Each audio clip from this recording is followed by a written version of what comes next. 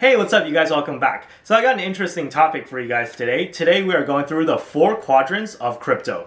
So this was a system that was developed by Michael Saylor, who's the CEO of MicroStrategy. So if you know anything about MicroStrategy and Michael Saylor, you know that he's a big Bitcoin believer. And he basically developed this system that breaks it down into 4 different categories of crypto.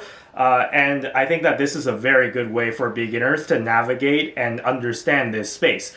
So I've seen a lot of confusion, especially from beginners, and I really don't blame you guys because there's like a million different types of coins out there, right? So I'm going to be going over the 4 quadrant model, and hopefully by the end of this video, you'll have a much better understanding of the different types of crypto. And yeah, without further ado, let's jump in. So we're doing this old school style today. I'm going to be showing you a PowerPoint presentation about this. So let's jump in.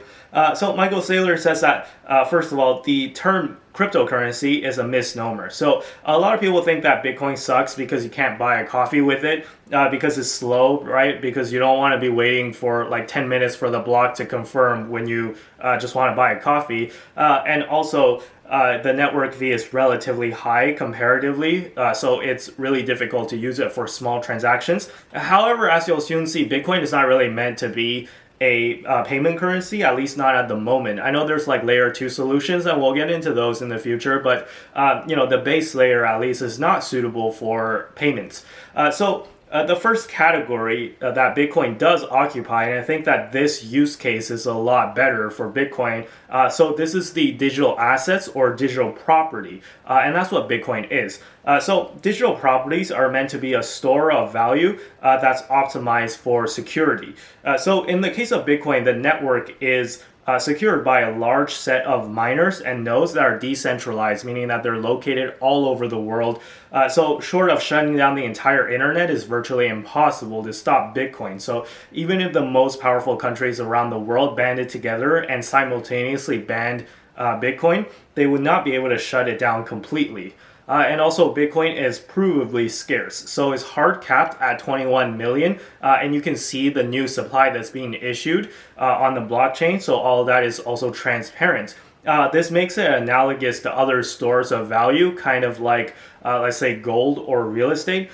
So every fraction of a Bitcoin is a fixed percentage of the network, and as long as you don't lose or sell that fixed percentage, that fraction of a Bitcoin, your share of the network can never be diluted, and it makes it different to owning other assets like, let's say, stocks or cash. So that's the first category, and I think that in and of itself provides Bitcoin with a ton of value. So that's digital properties. So the second category that we're going to talk about today, the second quadrant, is digital currencies. And this is what people may want to use that they want to buy a coffee, right? So this category is filled with stable coins or just actual cryptocurrencies, like actual payment currencies, like XRP or Stellar Lumens. So stable coins, as the name suggests, they're coins pegged 1-to-1, often with a real-life fiat currency, such as the US dollar. There's also stable coins for other currencies like Canadian dollars, British pounds, things like that. So there's different ways of setting up a stable coin. Most of them are backed by dollars in a vault somewhere, so they're fiat-backed stable coins. Or there are also algorithmic stablecoins which adjust the value of the stablecoin based on an algorithm. So we're not going to get into the different ways to set up a stablecoin. But yeah, anyways, that's just what stablecoins are. And also there's payment currencies like XRPs and Stellar Lumens, which they're all designed for ease of transaction. So that's the main purpose of digital currencies. So it essentially costs nothing to send a payment using Stellar Lumens. So if you've ever done a Stellar Lumen transaction, it costs like fractions of a cent. So it's basically free. So that's the second category, and that's what are called like true cryptocurrencies, right? So as I said earlier in the video, or as Michael Saylor said earlier, that the term cryptocurrencies is really a misnomer, right? So when people say cryptocurrencies, if you don't know anything about cryptocurrencies, you think of digital payment currencies, which are what this category is. So that's the second category, and it does serve a very useful purpose in the crypto world, but it's not all it is to the crypto world, obviously, right? So the third category, we have decentralized platforms. So this is where we have the big three, which are Ethereum, Cardano, and Polkadot. So obviously there are other digital platforms as well, other than the three, but these three are by far the biggest. So as the name suggests, these are blockchains that are optimized for developers to build things on. So if you want to think of Bitcoin as digital land or digital real estate, something like an Ethereum could be like an office building in the digital world. Right, so this will be analogous to something like, let's say, I don't know, a Shopify.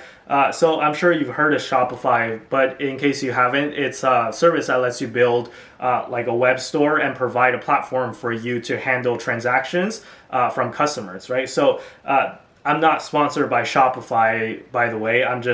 That's just like the first thing that I thought of when I thought of like decentralized platforms, although Shopify would be like a centralized platform, right? So a lot of big companies use Shopify on their back end, actually. So everything from Tesla to Kylie Cosmetics use Shopify. Yeah, these platforms are optimized for programmability. So by programmability, I mean things like, smart contracts, DeFi, things like that are, built atop of Ethereum, or, in the future we can have Cardano and Polkadot as well, right? So all these things have to be based off of some decentralized platform. So right now, as I said, almost everything is based off of Ethereum, but I actually think that we can see, or we will see a lot of Cardano like use cases soon, right? So Cardano is rolling out an update that will allow them to support smart contracts. So yeah, I think Cardano is rapidly catching up to Ethereum very soon. Anyway, so that's what decentralized platform is. And lastly, we have decentralized applications. So these are things like the companies that inhabit the office building, if you want to expand on that analogy I started earlier. So these are different services that you can pick from if you want to do DeFi, if you want to swap your coins using a decentralized exchange, if you want to buy an NFT, things like that, right? So almost every app has their own token now these days, right? So some of them may go 100x in value, some of them, or most of them, I would say would go to zero. So this is kind of like the wild west of crypto, right? So you really want to be careful what kind of coins you're investing into because they're not all created equal. So some tokens will be obviously more useful than others, and some projects are going to be more successful than others. So I can't tell you how many times I've seen some variants of Dogecoin, right? Whether it be like Baby Doge, Mini Baby Doge, Mini Shiba Inu, Baby Shiba Inu, Alien Baby Doge, like not fake names, by the way. Those are real coins, okay? So guys, you gotta be realistic here, okay? So I could be wrong and I can't predict the future. However, I'm not sure if Alien Baby Doge will be like the new standard in the future, right? I'm not sure how successful they will be in the long term. I'm not saying that like they'll fail for sure, right? Obviously, you do your own research and make your own decisions. But I'm just saying I have my doubts and I'm skeptical in something like Alien Baby Doge. By all means, try to prove me wrong if you're a fan, right? So yeah, for those coins in this category, as I said, you got to really evaluate it on a case-by-case basis to determine how well the project is run or whether or not there is a use case for this particular token or coin that you're looking into. So if you're right, these coins can have the potential to like 100x, and obviously that's going to be much larger gains compared to if you just invested in Bitcoin or Ethereum or whatnot. But again, please do your own research before diving into those. So anyways, that was a rundown of the 4 different quadrants of crypto, or 4 different categories. And I hope this video really helped to clear up some confusion around the crypto space. And I'd love to answer any questions if you guys have any questions down in the comments. So I will be reading the comments to this video. So yeah, if you have a question, leave it down there. Also, be sure to give this video a like if you enjoyed the video, and consider subscribing if you like the series. Be sure to follow me on Twitter and Instagram, links down below in the description as always. And with that being said, I'll see you guys in the next video. Bye-bye!